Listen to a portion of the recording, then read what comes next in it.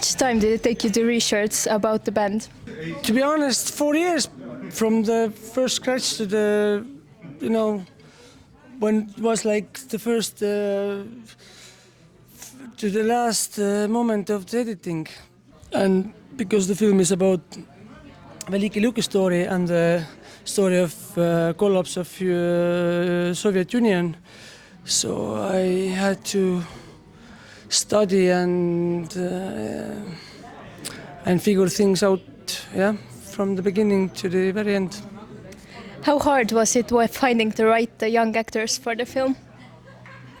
It took some time, indeed. When we first came the idea that we need to reconstruct the events of the things that happened to Luki back in the 80s, to find the right guys, we start experimenting with the shooting maybe year or so before we actually found the right guys who could manage to do it in the right way. Yeah. And what was the funniest thing that happened on set?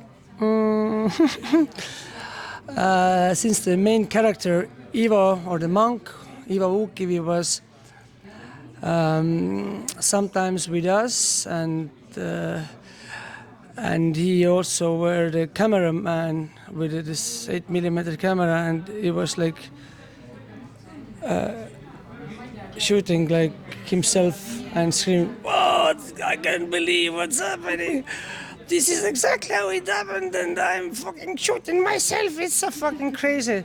This was maybe one of the most funniest moments for all the process. So why do you think young people should watch this film? I think they should because there's a lot of young topics in the film, especially about rebellion and growing up, I think. Yeah, I think the same. In this film there is so much drinking, fooling around.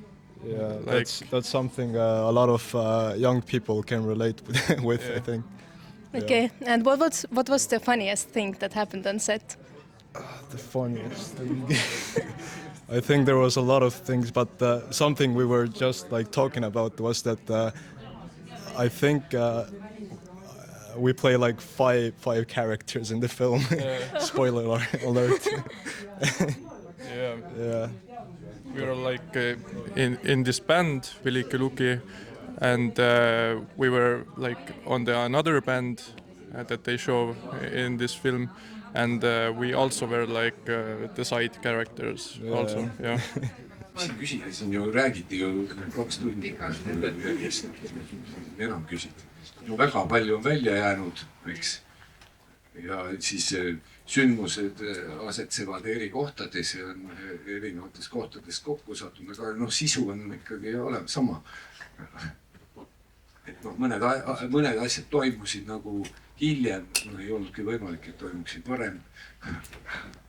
Aga mulle meeldis, et ikka iitsitati seal. Mul kõige suurem mure oli see, et me seal tehes kogu aeg naersime ja Taaviga kui monteerisime, et juba hea, et teeme komöödiat, aga siis pärast tuleb välja, et olidki naljakas, et see oli nagu tore kogeda esimest korda rahvaga. See on hea, ja. Naerda peab saama. Väga palju hea tee välja. Tagasiside tänasele õhtule võib-olla kõige mõnusam tunda oli see, jah. Aga sa ikka istusid terve film? Jaa, ma käisin neid paar korda kusel. Samas oli ikka jube lugu ka. Õudne oli jah, et see Urgas, kus te läbi tulite, ma olin mingi beebi siis, on ju. Aga see oli ühelt poolt rõlge ja samal ajal ülimalt absurdne ja naljakas. Väga tarka küsida ei ole, aga põhimõtteliselt, et väga palju videomaterjali, eks ei olnud, siis pidite ise selle looma, et kas see andis just sellist loomingulist vabadust, et vabad käed, et tekitad ise need mälestused, mida võib-olla oli. See oli hea või halb, nii oli. Ei, me tegime, rekonstrueerisime täpselt kõik nagu oli. Meil oli ajal oli see tõendikaator Ivo oli juures ja ta ütles kogu aeg, oot. ma kogu aeg keelasin teda, et näiteks ükskord hakkas Romet Esko siis, trollibussis oli seal, hakkas, panin talle sinised teksad jalga ja siis niimoodi Ivo, Villu ei pannud mitte kunagi sinised teksad, ta ei sulle kunagi seda andeks. aga meil polnud rohkem pükse, siis ma võtsin enda jalast püksid ära, siis okei, siis tundus, et oli nagu indikaator oli nagu rahulis, et okei, nii võib minna, oli ju, siuke sõit. Väga võimalik. ma küsiks, kuidas noored näitlejad käitusid, kas nad elasid kuidagi raskesti selle rolli sisse või oli vaja neid kuidagi kütta või kuidas see protsess toimus? Tänapäeval noored on hästi teravad, et vanasti tuli neid joota ja silitada. Tänapäeval nii, et tule sinna, tee seda, ahah, kõik on esimene, noh kohe nagu. Mina pidin kõik ette näitama. Nojah, Ivo näitas ette kuidagi kaasa. See alati muidugi innustas. Ja nad ei teadnud mitte midagi. Millal on järgmine kontsert? 22. novembril Tõrva Juudases, ma ei tea, mis koht see on. Sinna me kutsuti, sinna me lähme pimeduses. Ööpimeduses lähme ja ööpimeduses tuleme, me ei tea, kus see on, mis seal tehakse. Väga hea koht oli. Väga hea, tulge vaatama. Kuulama tähendab. Kas need Riia ja Helsingi kontsert oli päriselt nii tühja? No väike liialdus. Aga noh, ja nii oli umbes. Ütleme, et seal Riias oli veel 5 inimest oli rohkem. 7 kokku siis. Ja seal Helsingis, seal, sinna tuli õhtu peale tuli päris palju, aga siis meie enam ei esinud. Ja siis no korraldajad vaatasid ka, et niimoodi. Ei, meil on kõik okei, ma arvan. Me oleme kohtunud ja rääkinud, ei ole häda midagi. Mul on selline filmiinimese küsimus, et kuidas see tehniliselt toimus idee arendamine, stsenaariumi kirjutamine, kas te nagu tegite alguses selle nii-öelda intervjuu teksti ja siis hakkasite mõtlema, mis te sinna panete vahele või see kirjutati nagu mängufilmisse, kuidas see oli, oleks huvitav teada? See oli tegelikult vist mingi nii ja naa, et see on tegelikult mingi 5 variant, kogu aeg saatis, mina ei jaksa lugeda. Ei, vist rohkemgi, aga jah. Ei, see vahepeal tuli, et kuule, nii olulisema, vaidlesime natuke ja vahepeal ei viibeleht peale teinekord, aga vastupidi, aga no Ivo üritas alati, et kas oli nii või ei olnud, aga siis ma üritasin talle veenda tihtipeale, aga nii on naljakam.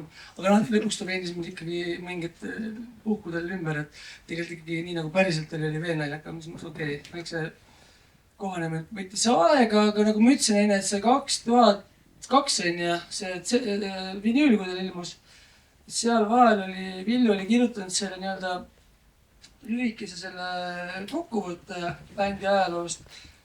See oli nagu lähtetekst ja siis ma hakkasin kogu aeg nagu täiendavalt küsimusi esitama meili teel Ivole ja Villule ja nagu aina selgemaks sai, et see liidu tuleb siia ka juurde, lugu tuleb siia nagu nii juurde, et seda kuidagi, ma ei tea, uljamalt või uhkemalt seda kuidagi lugu siin esitada või mingi taustust ainult vanu peale saada või nagu ma ütlesin, veetilgast peegelduv ookean on ju, et siis hakkasid mingid paralleelid jooksma nagu. Aga arhiivid, seal on nii palju arhiive, et kuidas kes sellega otseselt tegeles ja kui palju see Meie Robertiga vist susisime need arhiivi tädisid ja ERR-i arhiiv oli ja siis me kusagil, YouTube'ist otsisime asja ja mingi hetk muidugi tuli välja, et okei, võtad mingi klipi sealt, aga mingid asja nagu mingi klipp on küll YouTube'is, aga tegelikult see on mingist filmist võetud, millel on mingid õigused, siis tuli hakata neid ajama, aga jaa, ja see oli, kui see nagu käima läks, siis oli nagu aina huvitavam, et mida veel tuleb ja näiteks see Marju Länniku videos oli nagu, sel hetkel kui tundsin, et Marju Länniku video ja Orr on seal videos, jess, see tundus, siuksed väiksed võidud olid, täitsa piks, tegelikult oli materjali väga vähe lugist endast, et käpul neist fotosid, üks see noortestuudio pärastlõuna, Tallinn põleb ja siis Tartu Levi 88, Killuke oli Lituaanikast ka on ju, Leedu festivalid, no oligi nagu kõik, et siis see muu arhiiv, tihtipeale sa tunned, et jess, et saad mingi selle killukese usesse panna. ja nojah.